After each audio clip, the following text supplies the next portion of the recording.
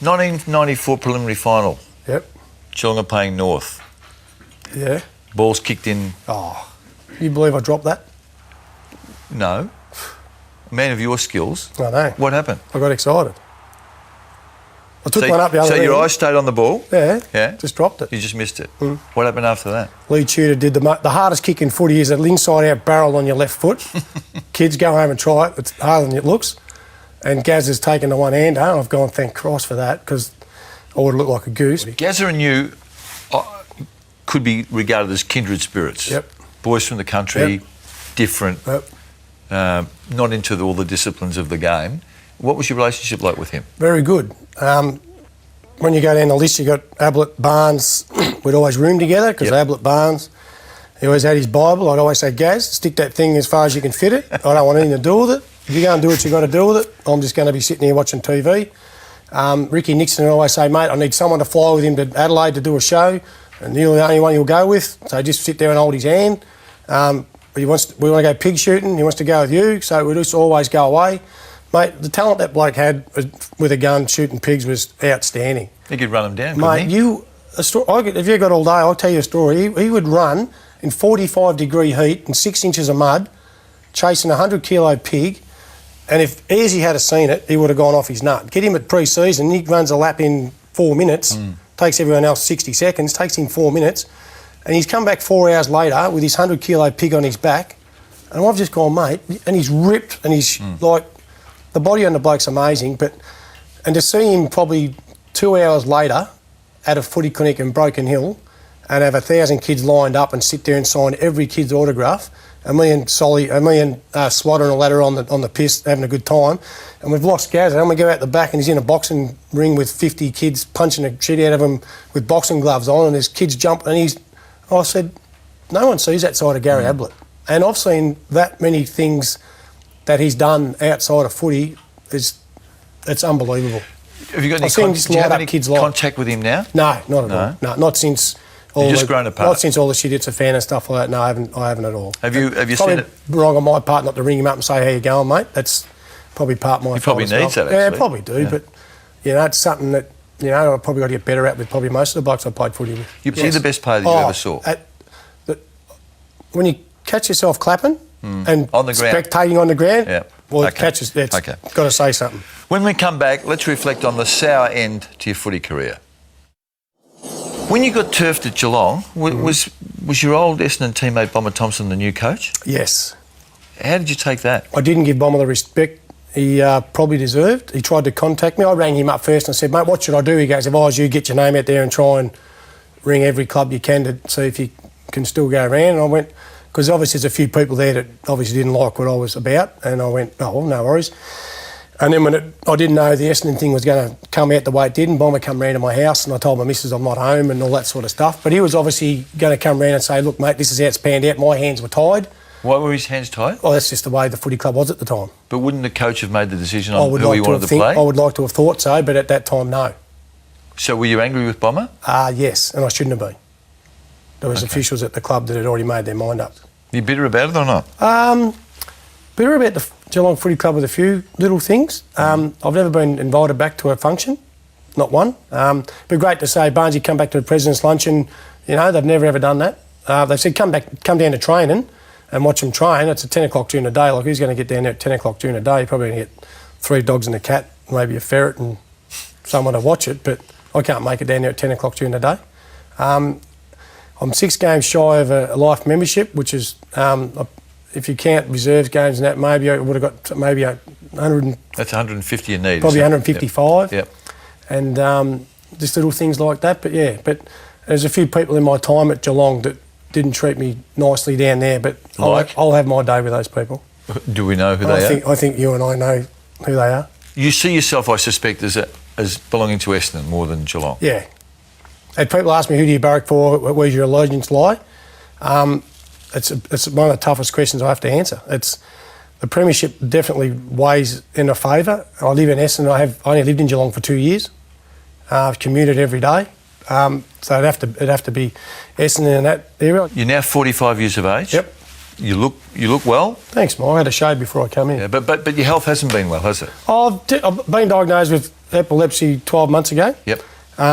Scared the shit out of Dean Wallace when I had my first seizure. I was So with you him and at the Dean time. Wallace were in a car at the Yep, time? coming home from the race meeting in Great Western. And you had a seizure? Yeah, it's a bit of froth was coming out of my mouth and he thought I was dead. I didn't know because I was out to it. So he seriously was Yep. worried about your welfare? He dead set thought I was dead. I was just talking to him like me and you are here and then gone. He And did. you had no hint No, before that? well, that's the thing. With my epilepsy, I don't know what happens. I just black out. Most people get warnings. But my epilepsy I've got's really mild. It's some people have got it where it comes on every 10 minutes, every half an hour, so I'm pretty lucky like that. Medicated right, which I am at the moment. I haven't had one for 4 months. Okay. But the first two I had were in 8 weeks of each other and I didn't know what it was about. I just thought it was dehydration. And at the time my thyroid wasn't working, so I've had to work with all that. But in the last 12 months, I've lost my brother, had thyroid problems and been diagnosed with epilepsy. So a lot happens in 12 months. And you lost your job in that time too, Yeah, I didn't you? lost my job, but that's all been sorted out now, which has been great. You're working as a garbo? Yep, best job ever. So you're well, Oh, but mate, I'm as fit as I could possibly be, but knowing when I'm going to have another seizure is an unknown. But that's with anyone with epilepsy. No, But medicated right, good your as friends say that it's had a dramatic impact on your lifestyle. On your lifestyle and also for a period, Yep. your psychological state. Yeah, Is look, that true? I'm not being able to go out and be a lunatic. You played at 95 kilos. Yep. 12 or 18 months ago, you were 118, is that right? Mm-hmm. Did you lose your direction? Oh, you do. You go from a regime of, eating right, training, running, doing everything right, Mike, and slowly crept up and like pies never tasted so good. Sausages, bread, having potato. Like I'm an addict for potato chips, peanuts and beer. And that was pretty much my routine for 15 years 12 years after I finished footy. And then I couldn't do my shoelace up. I went, Really? there's a bit too much lead here. So I went, that's it, going on a diet. So I pissed the potato chips off, didn't piss the beer off, because the beer doesn't put on weight, it's what you eat with beer. Is that right? Guaranteed. Is that right? I'm guaranteed. And then I cut my meal portions down by half and stayed away from the crap and slowly lost about 1 kilo a month and bang, got down to 98. So I've been 98 kilos for about a year now. The year 2000, you're dumped from Geelong, you go back to Essendon, you end up winning a flag, and there were a few interesting events along the way. What about the game against the Bulldogs when everyone's favourite player, Brad Johnson, crossed paths with you? What happened? Robert Shaw was an assistant coach at the time. And he said, if anyone gets a chance to go near that small assassin, hit him. And I said, I don't hit blokes. I just said, at the time, he was running like Mark McClure did and ran into Wyle Roberts. And I went, I'll just bump him. So I bumped him. That was Mick Nolan. Mick Nolan. And I bumped him. And fair dinkum, if Jono didn't play to a beat, I'll go nude and bumped him and he's on the ground. I'm going, get up, you weak prick, whatever. And then Scotty Wine decided to get involved and started a little bit of a kerfuffle. I'm going, well, this is getting a bit out of control. And then it got a bit out of control and about half time come, and then after that, Jono's punched me in the back of the head and we both got a week for it. And then after the game... What did you get? You got a week for the bump? I got a week for a bump and he got a week for punching me in the head. So it was like... I don't know, it was in the rules committee that day. The rules committee. Isn't that a joke? Yeah, it is a joke. Oh, yeah. So you agree on that too? Yeah, yeah. Isn't it? Who's on the rules committee? Well... Old bastards, I bet you. and while we're on the subject, the rules are... In my day, it was in the back, holding the ball around the neck. That's it. Yeah. End of story.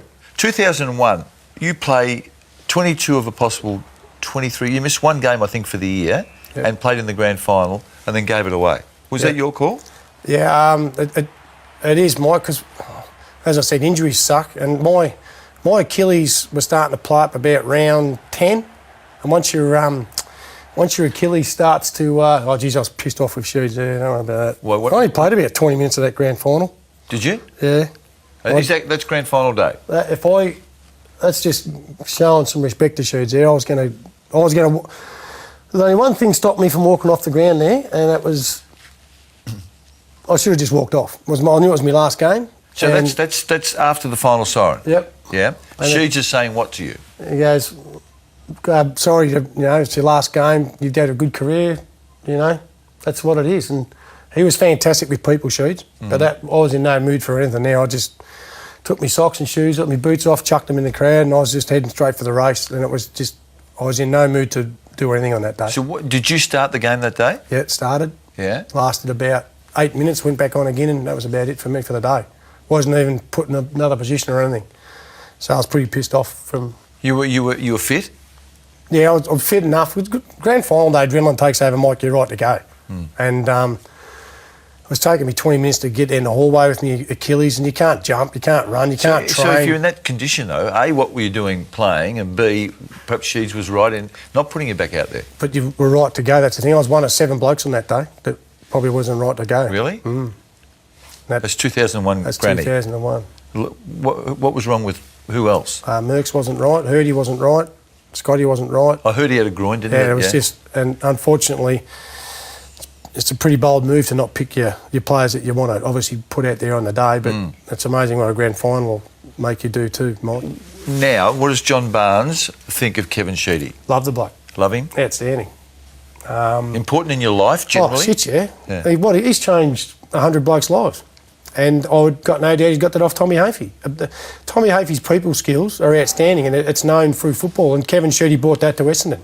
And that's what Essendon lacked. Essendon lacked the culture and the character to build a great club, and she's bought that. And that's what I would reckon Richmond lacks now. Richmond lack the culture of a club that Kevin Sheedy brings to a footy club. And Paul Roos probably brought that to Melbourne at the moment. He's got that people talk to everybody, come in, sit down, mate, what do you got? And he'll talk to you like a father figure. And that's what Sheeds has been amazing to be able to do. Before I let you go, I want to remind you of an incident involving one of your teammates, Paul Barnard, and a friend of yours. And he was king hit, and there was a subsequent court case. Judge Roland Williams of the County Court said this: I'm sure he, as in you, wouldn't mind me saying, when you get a situation where John Barnes is telling someone else to pull their head in, it's got to be bad. He knew you pretty well, didn't he? Yeah. Not bad from the judge. No, I must have run across his path somewhere. But there was a kerfuffle, wasn't there? Yeah. It was worse than that. There was an assault. Yeah, my brother and his mate. My brother was 6'9" and 160 kilos, big boy, and his mate's 6'10". And I dropped them off at the 21st at Windy Hill, and they'd come out of the 21st. Excuse me. And I said to them, they were nearly getting in a blue at the front. And I said, "What are you blokes blueing over?" "Oh, they're having a go at us because we were tall." I said, "Mate, you're going to get picked on all your life because you are." And Barney's driven past and yelled out expletives. I've gone, "No, I wasn't. Who's that?" And I go, "Oh, it's Barney." And he's come around the corner and he's come to shake my hand. And just as I've spoken to my mate, and bang, Barney's on the ground, I've gone, "Oh my God, what did I just talk to you about?"